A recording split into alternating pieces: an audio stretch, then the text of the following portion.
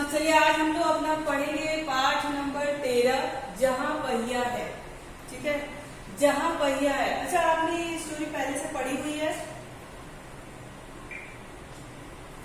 इसमें एक ऐसी लड़की की, या फिर जैसे आप कह लो कि ये देश हमेशा से पुरुष प्रधान रहा है, तो स्त्रियों को वहाँ पे जैसे कोई साधन चलाना, साइकिल चलाना, गाड़ी चलाना या पढ़ने की उतना छूट देना बाधित था। लोग एक फाउंडेशन में रखते थे। ठीक है, तो उसी तरह से एक लड़की है, वो किस तरह से साइकिल चलाना सीखी और उनको एक जगह से दूसरे जगह जाने में कितनी तरह की परेशानियों का सामना करना पड़ा, और वो साइकिल चलाने के बाद उनकी कैसी चीजें आसान हो गई। ठीक है, उसी से संबंधित यह कहानी है कि जहां पहिया है।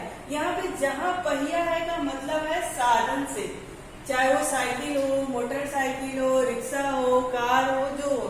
ठीक है, तो यहाँ पे पहिया का अर्थ साधन से है, यानी यातायात या एक जगह से दूसरे जगह जाने के लिए जिन साधनों का उपयोग करते हैं उसकी चर्चा यहाँ पर की गई है, और उसका उपयोग करने के बाद चीजें कितनी आसान हो गई, हमारा कितना समय बच गया, इसके बारे में यहाँ पर चर्चा की गई है। तो आइए देखते हैं कि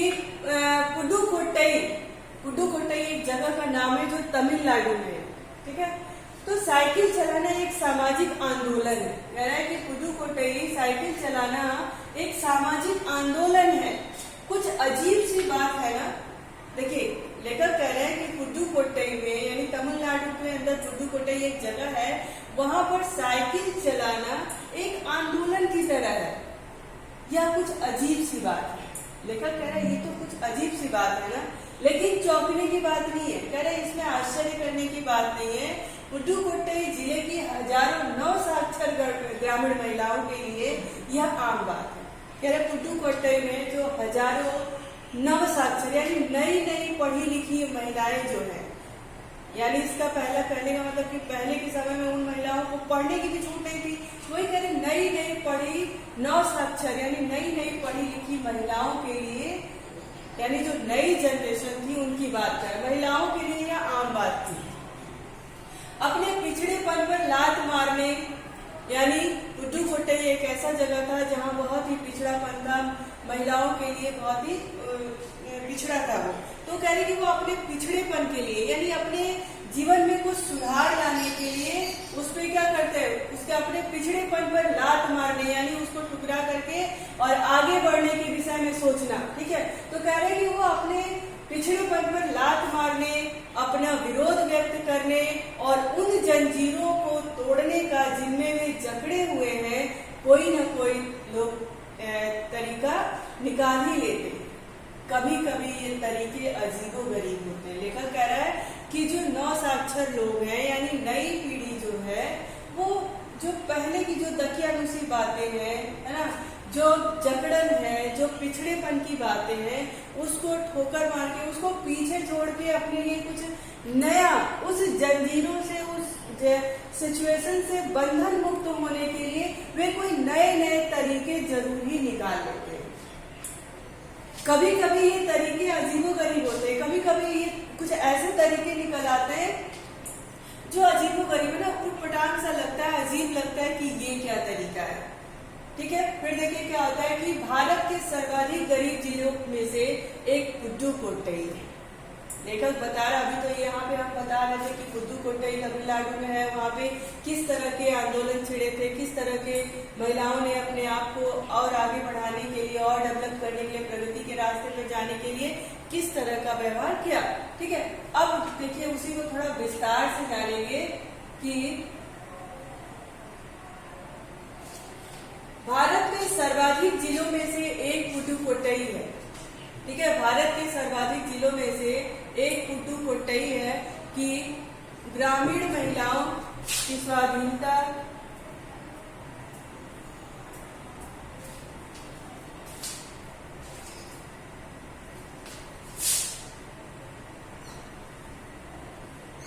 ठीक है, तो कह रहा है कि भारत के सर्वाधिक गरीब जिलों में से एक है पुडुकोट्टई। पिछले दिनों यहाँ ग्रामीण की महिलाओं ने, यानी गांवों की औरतों ने अपनी स्वाधीनता आजादी और गतिशीलता को अभिव्यक्त करने के रूप में साइकिल को चुना। लेखक कह रहे हैं कि भारत के सर्वाधिक गरीब जगहों में, जिलों में एक पुदुकोट्टई भी है, जहां पिछले दिनों ग्रामीण महिलाओं ने, गांव की औरतों ने अपनी आजादी, अपनी गतिशीलता यानी प्रगति को अभिव्यक्त करने के लिए प्रतीक के रूप में, एक साक्ष्य के रूप में साइकिल को चुना। ठीक है, उसमें से अधिकांश नवसाक्षर थी, यानी उन औरतों में से जो ग्रामीण की महिलाएं थी जिन्होंने अपने प्रगति के लिए, अपनी आजादी के लिए साइकिल को चुना, उसमें से अधिकांशता नवसाक्षर थी, यानी नई पीढ़ी थी, पढ़ी लिखी पीढ़ी थी। अगर हम 10 वर्ष से कम उम्र की लड़कियों को अलग कर दें तो इसका अर्थ यह होगा कि ग्रामीण महिलाओं के 1/4 हिस्से ने साइकिल चलाना सीख लिया और इन महिलाओं में 70,000 से भी अधिक महिलाओं ने प्रदर्शन एवं प्रतियोगिता जैसे सार्वजनिक कार्यक्रमों में बड़े गर्व के साथ अपने नए कौशलों, यानी नई ज्ञान शिक्षा की बात कर रहा है कि नए कौशलों का प्रदर्शन किया और अभी भी उनमें साइकिल चलाने की इच्छा जारी है। वहां इसके लिए कई प्रशिक्षण शिविर चल रहे थे। साइकिल चलाना, भाई मान लीजिए कोई भी काम अगर हम नया नया करते हैं तो हमें कोई ट्रेनर की जरूरत होती है, किसी ऐसे व्यक्ति की जरूरत होती है जो हमें वो सिखाए। तो कह रहे कि प्रदर्शन किया, अभी भी उसमें साइकिल चलाने की इच्छा जारी है। वहां इसके लिए कई प्रशिक्षण शिविर चल रहे हैं। आगे देखिए कि लेखक क्या कहते हैं। कह रहे हैं कि ग्रामीण पुदुकोट्टई के मुख्य इलाकों में अत्यंत रूढ़िवादी पृष्ठभूमि से आई युवा मुस्लिम लड़कियां सड़कों से अपनी साइकिल पर जाती हुई दिखाई। कह रहे हैं कि ग्रामीण पुदुकोट्टई के मुख्य इलाकों में वहां पे बहुत ज्यादा ही रूढ़िवादिता थी। वहां से निकल करके वो लड़कियां, वो मुस्लिम लड़कियां क्या गई, सड़कों पे साइकिल चल। लेखक बड़े ही हैरान थे क्योंकि वो उस जगह से आ रही थी जहाँ पे रूढ़िवादिता बहुत थी। वहां पे लड़कियों को, महिलाओं को इस तरह से सड़क पे निकल के साइकिल चलाते हुए देखना उनके लिए, वो अपने आप को अच्छा नहीं मानते थे। लेकिन उस जगह से भी लड़कियां सड़कों पे साइकिल चलाती हुई नजर आ रही थी। फिर कह रहे हैं कि जमीला बीबी नामक, देखिए उस समूह में एक औरत थी, महिला थी, जमीला बीबी नामक एक युवती ने जिसने साइकिल चलाना शुरू किया। देखिए यहाँ पे प्रश्न बन सकता है कि सबसे पहले साइकिल चलाना किसने शुरू किया, तो उनका नाम है जमीला बीबी। ठीक है, तो जमीला बीबी नामक एक युवती ने जिसने साइकिल चलाना शुरू किया है, मुझसे कहा, लेखक एक बात कह रहे हैं कि मुझसे कहा यह मेरा अधिकार है। देखिए अधिकार की बात हम कब करने लगते हैं, नियम कायदे कानून की बात हम कब करने लगते हैं, जब हम अपने लिए, देश के लिए, गांव के लिए, जिले के लिए कुछ नया करने की बात सोचते हैं, कुछ प्रगति उन्नति की बात सोचते हैं। तो जमीला बीबी नामक एक युवती ने जिसने साइकिल चलाना शुरू किया, वो उसने मुझसे कहा कि यह मेरा अधिकार है, अब हम कहीं भी जा सकते हैं, अब हमें बसों का इंतजार नहीं करना पड़ता। अब मान लीजिए जैसे कि हम एकदम दूसरे ट्रांसपोर्ट पे ही निर्भर हैं, हमें कहीं पहुंचना है, बस के इंतजार में हमें समय लग रहा है, ठीक है, हमें बस का इंतजार करना पड़े तो हमारा बहुत समय क्या होता है, नष्ट होता है ना, खराब होता है। तो जमीला बीबी ने कहा, उन लोगों ने सोचा क्यों ना हम खुद कुछ चलाना सीख लें, तो साइकिल की बात कही इन्होंने। फिर उन्होंने कहा ये मेरा अधिकार है, अब हम कहीं भी जा सकते हैं, अब हमें बस का इंतजार नहीं करना। यहाँ पे बस का इंतजार नहीं करना पड़ेगा का तात्पर्य कि अब हमारा समय किसी और चीजों पे निर्भर होकर के, किसी और चीजों के बस उसमें होकर के समय अपना नहीं खराब करेंगे। हम भी अब स्वतंत्र हैं, हम भी अब इतना अपने आप पे डिपेंड हैं कि कहीं भी आ सकते हैं, जा सकते हैं, घंटों खड़े होकर के बस या किसी अन्य साधन का इंतजार नहीं करना पड़ेगा। मुझे पता है कि जब मैंने साइकिल चलाना शुरू किया तो लोगों ने फप्तियां कसते थे। फप्तियां कसना मतलब होता है टोन मारना, ठीक है, किसी के ऊपर ऐसे टिप्पणी करना, कटाक्ष करना, व्यंग बोलना, है ना। तो जो ये थी जमीला बीवी ने कहा कि मुझे पता है कि जब मैंने साइकिल चलाना शुरू किया तो लोग फप्तियां कसते थे, मुझ पर कमेंट करते थे, व्यंग बोलते थे, कटाक्ष करते थे, है ना, मेरा मजाक उड़ाते थे, लेकिन मैंने उस पर कोई ध्यान नहीं दिया। जाहिर सी बात है, जब कोई हम अलग नया अनोखा काम करने जाते हैं तो अगर हमारे साथ 10 लोग हैं तो 10 लोगों में 8 लोग तो आपका मजाक उड़ाते कहते रहे यही काम रह गया, अब ये यही करेगी, है ना। तो कभी भी जब हम कोई अच्छा काम करने जाते हैं तो उसमें मुश्किलें बहुत आती हैं, लेकिन हमें क्या करना चाहिए, अपना इरादा एकदम मजबूत रखना चाहिए।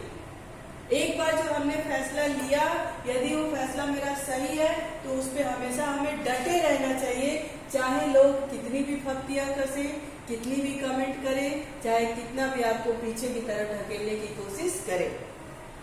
अगर जमीला बीबी भी उस समय इनके फप्तियों से संकोच में आकर के अगर रुक गई होती, वो नहीं आगे बढ़ती, तो शायद वहाँ की महिलाएं स्कूल नहीं जा पाती, अपना काम समय पे नहीं कर पाती, वे और लोगों की तरह आजादी से नहीं रह पाती, है ना। लेकिन उन्होंने क्या किया कि मुझे इसका कोई फर्क नहीं पड़ा, मैंने इन फप्तियों पे कोई भी ध्यान नहीं दिया। फातिमा एक माध्यमिक स्कूल में पढ़ाती है, वो जमीला बीबी थी, अब फातिमा की बात चल रही है। फातिमा एक माध्यमिक स्कूल में पढ़ाती हैं और उन्हें साइकिल चलाने का ऐसा चाव यानी चाव का मतलब क्या होता है, इच्छा है कि हर शाम आधा घंटे के लिए, देखिए फातिमा एक माध्यमिक स्कूल में पढ़ाती हैं और उन्हें साइकिल चलाने से ऐसा लगाव हो गया, ऐसी उनका मतलब इच्छा था और ऐसा इंटरेस्ट उनको आ गया कि वो क्या करने लगी, हर शाम आधे घंटे के लिए किराए पे साइकिल लेती। एक नई साइकिल खरीदने की उनकी हैसियत नहीं थी। फातिमा एक माध्यमिक स्कूल में पढ़ाती थी, उनकी सामर्थ्य इतना नहीं था कि वो एक नई साइकिल खरीद लें, लेकिन वो साइकिल चलाने में उनको बड़ा ही अच्छा लगता था, बहुत ही आनंद आता था। तो वो हर शाम क्या करती थी कि किराए पे एक साइकिल आधे घंटे के लिए लेती थी और उसे चलाती। ठीक है, हमें किसी पर निर्भर नहीं रहना पड़ता। फातिमा जब साइकिल चलाने लगी तो उन्होंने अपना स्टेटमेंट दिया कि हमें किसी पर निर्भर नहीं रहना पड़ता, मैं कभी इसे नहीं छोड़ूंगी। उन्होंने कहा कि मैं साइकिल चलाना कभी नहीं छोड़ूंगी। क्यों? क्योंकि साइकिल चलाने से हमें किसी के ऊपर निर्भर नहीं रहना पड़ता, हम जब चाहे तब कहीं पे आ सकते हैं, अपना काम कर सकते हैं, है ना। तो उन्होंने कहा कि मैं तो साइकिल चलाना कभी नहीं छोड़ूंगी। जमीला, फातिमा और उनकी मित्र अवकरनी, इन सबकी उम्र 20 वर्ष के आसपास है और इन्होंने अपने समुदाय की अनेक युवतियों को साइकिल चलाना सिखाया। देखिए, आपने अभी इसके पहले जब पढ़ा था तो देखा था ना कि इसमें लिखा था कि ग्रामीण महिलाओं के साथ कुछ 9 साक्षर युवतियां भी थी। ठीक है, 9 साक्षर युवतियां थी, उनकी उम्र वही 18 से 20 के आसपास की होगी। तो वो कह रही है कि हमने क्या किया, जो अब हमारे समूह में मतलब जितने लोग हम साइकिल का आंदोलन छेड़े थे, उन समूह में से उनको हम लोगों ने साइकिल चलाना सिखाया। इस जिले में साइकिल की यानी पुडुकोट्टई जिले में साइकिल की धूम मची हुई है। इसकी प्रशंसकों में महिला है, खेतिहर, मजदूर, पत्थर खदानों में मजदूरी करने वाली औरतें। देखिए, सबसे ज्यादा परेशानी किसको होती थी? जो खेतों में काम करते थे, जो मजदूर वर्ग के लोग थे, जो पत्थर तोड़ने काम करते थे, है ना।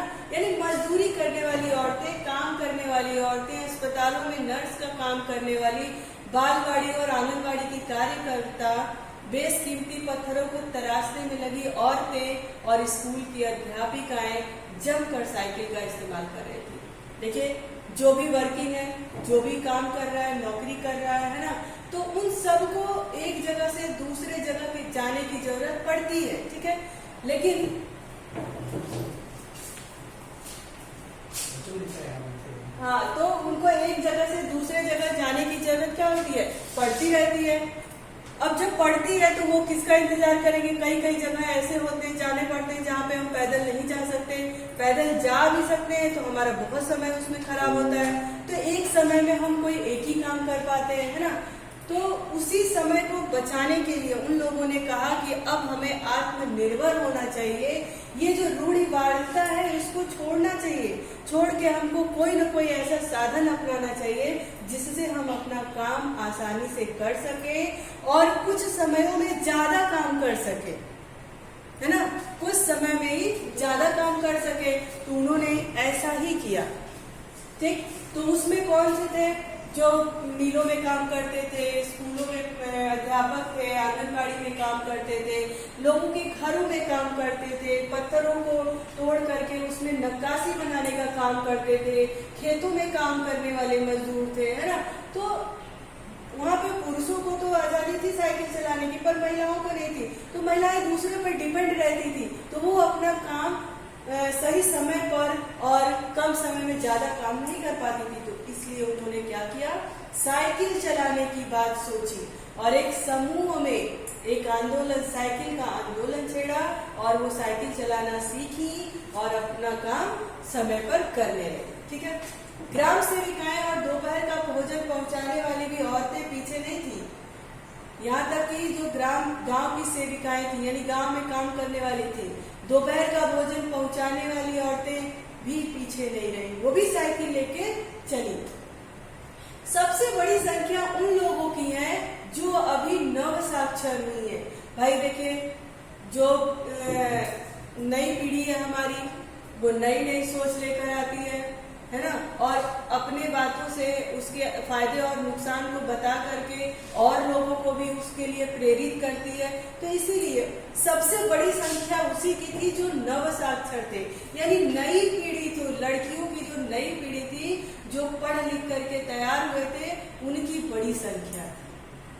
जिस किसी नव साक्षर अथवा नई नई साइकिल चलाने वाली महिला से मैंने बातचीत की तो उसने साइकिल चलाने और अपने व्यक्तिगत आजादी के बीच एक सीधा संबंध बताया।